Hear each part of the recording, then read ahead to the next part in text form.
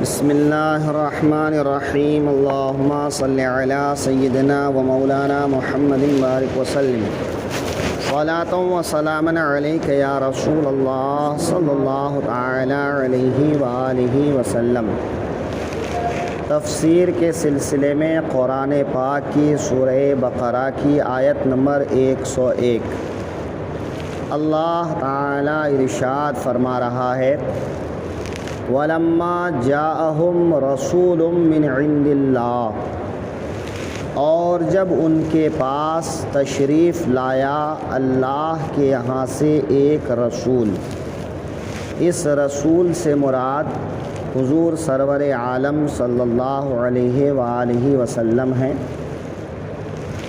یہاں پر اللہ تعالیٰ نے فرمایا جاءہم، تو جاء کے معنی ہے آنا، آنا اور پیدا ہونا دو چیز ہے۔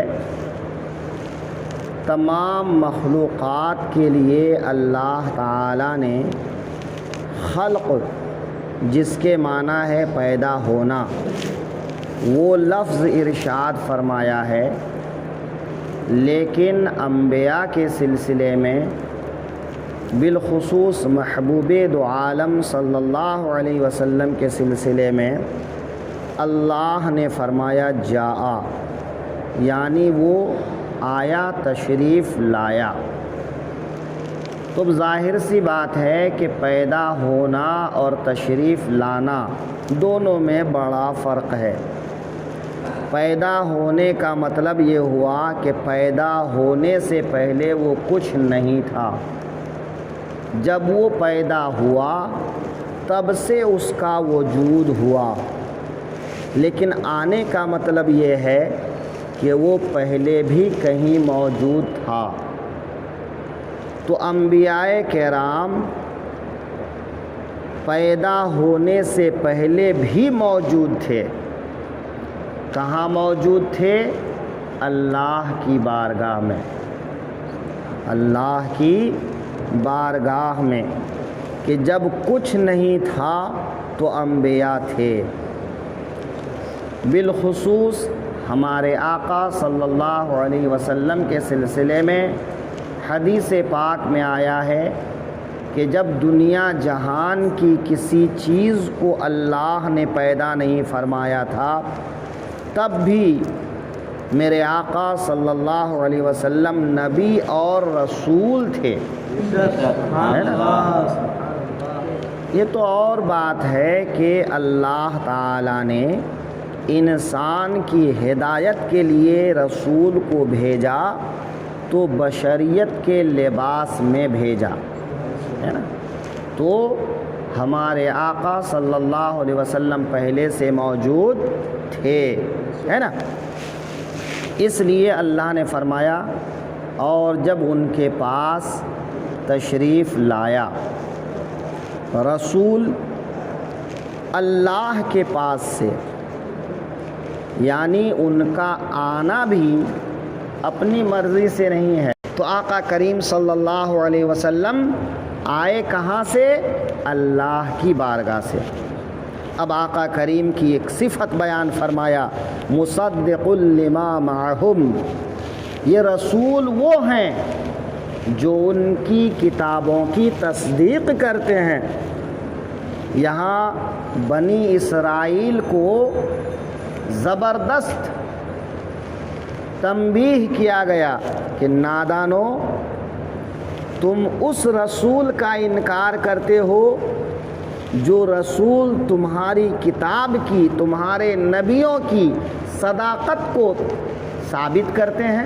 تو جن کا یہ مقام ہے کہ ان کی وجہ سے تمہاری کتابوں کی تصدیق ہو رہی ہے، تم انہی کا انکار کرتے ہو۔ نبذ فریق من الذین اوتوا الکتاب، تو کتاب والوں سے ایک گروہ نے اللہ کی کتاب پیٹھ پیچھے پھینک دی۔ کتاب اللہ وراء ظہورہم، اللہ کی کتاب پیٹھ پیچھے پھینک دی۔ تو اس سے مراد کون ہے؟ یعنی جن کو کتاب دی گئی تھی۔ اس میں بھی ایک نقطہ ہے کہ اللہ تعالی ارشاد فرما رہا ہے، نادانو اگر مشرکین انکار کرتے تو سمجھ میں آتا، انہوں نے کبھی ان چیزوں کی پرواہ ہی نہیں کی، لہٰذا وہ انکار کرتے تو سمجھ میں آتا۔ لیکن تم وہ لوگ ہو جو رسول کو ماننے کے دعوے دار ہو، کتاب کے ماننے کے دعوے دار ہو، تم کہتے ہو تم رسولوں کی، نبیوں کی اولاد ہو، تم کو اللہ نے کتابیں عطا کی، تو جو کتاب کو پہلے سے مانتے ہو، رسول کو پہلے سے مانتے ہو، پھر تم اس کتاب کا انکار کیسے کرتے ہو، اس رسول کا انکار کیسے کرتے ہو؟ جو پہلے سے انکار کرتا آیا ہے ان کو تو چھوڑو، لیکن تم تو پہلے سے اقرار کرتے آئے ہو کہ آسمان سے کتاب آتی ہے، رسول آتے ہیں، تو پھر اب ماننے میں کیا مضائقہ ہے؟ تو اس لیے اللہ نے فرمایا کہ اہل کتاب میں سے وہ لوگ جو کتاب کو پیٹھ پیچھے پھینک دیتے ہیں وہ زیادہ مجرم ہیں۔ بھئی مشرکین بھی مجرم ہیں، لیکن زیادہ مجرم کون؟ جو جان بوجھ کے غلط کرے۔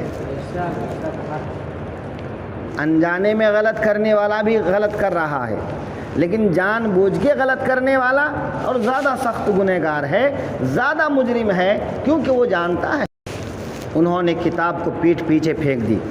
کیا مطلب؟ مطلب یہ ہے کہ یا تو اس کے احکام کا عمل کرنا چھوڑ دیا، یا یہ کہ جب دیکھا کہ یہ رسول تمام صفتوں سے متصف ہیں جو صفتیں ہماری کتاب میں آئی ہیں، تو اب ان کو ڈر لگا کہ اگر یہ کتابیں عوام کو مل گئیں اور عوام نے یہ سب پڑھ لیا تو عوام ان کو رسول مان لے گی، تو انہوں نے کیا کیا؟ کتابوں کو ریشم کے غلاف میں لپیٹ کے طاق میں رکھ دیا، نہ کتاب پبلک دیکھے گی نہ تصدیق کرے گی۔ اچھا، جیسا کہ آج قرآن پاک ہر مسلمان کے گھر ہوتا ہے، پہلے ایسا نہیں ہوتا تھا کہ پہلے جو آسمانی کتابیں ہوتی تھیں وہ یا تو نبیوں کے پاس میں ہوتی تھیں، یا پھر جو ہے جو نبیوں کے بعد میں علماء ہوتے تھے انہی کے پاس ہوتی تھی، جو رؤسا ہوتے تھے انہی کے پاس ہوتی تھی، ہر کسی کے پاس نہیں ہوتی تھی۔ قرآن کا ایک معجزہ یہ بھی ہے کہ یہ قرآن سب کے لیے ہے، یہاں امیر غریب، یہاں عالم غیر عالم کا کوئی فرق نہیں، ہر کوئی اس کتاب کو رکھ سکتا ہے، ہر کوئی اس کتاب کو پڑھ سکتا ہے۔ تو ان کے علماء نے، رؤسا نے کیا کیا کہ ریشم کے غلاف میں باندھ کے اٹھا کے رکھ دیا، کأنہم لا یعلمون، گویا وہ کچھ علم ہی نہیں رکھتے تھے، وہ کچھ جانتے ہی نہیں تھے، حالانکہ وہ سب جانتے تھے، جان بوجھ کے ایسا کر رہے تھے۔ تو جان بوجھ کے ایسا کرنے والے زیادہ گنہگار ہوتے ہیں، ہے نا؟ اس سے معلوم یہ ہوا کہ یہود کے 4 فرقے تھے، ایک توریت پر ایمان لاتے اور اس نے اس کے حقوق بھی ادا کیا، یہ مومنین اہل کتاب ہیں، ان کی تعداد بہت تھوڑی ہے، وَأَكْثَرُهُمْ سے ان کا پتہ چلتا ہے۔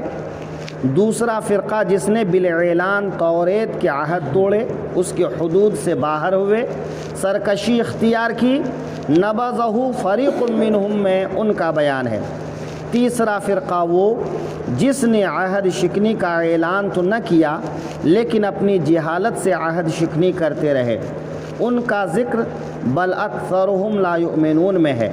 چوتھے فرقے نے ظاہری طور پر تو عہد مانے، باطن میں بغاوت اور عناد سے مخالفت کرتے رہے، یہ تصنع سے، بناوٹ سے جاہل بنتے تھے، کأنہم لا یعلمون میں ان پر دلالت ہے۔